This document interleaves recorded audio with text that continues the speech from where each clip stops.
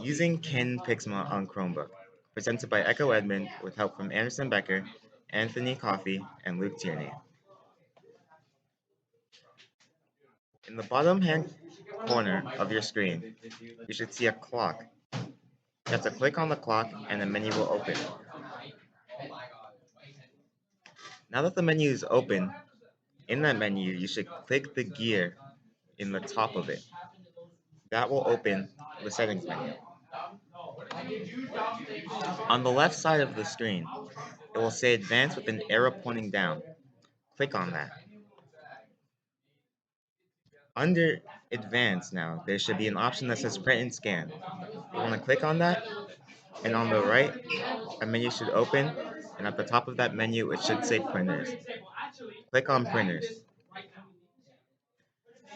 Now, in the middle of your screen, it should say Add Printer. Press Add Printer, and you should see a button that says Setup next to the name of your Canon printer. You have to click on that Setup button to set up your printer. Now, under Your Safe Printers, it should have your printer's name, and now you can use that printer. Thank you for watching CIT Tech Tips. This is Echo Edmond, signing off.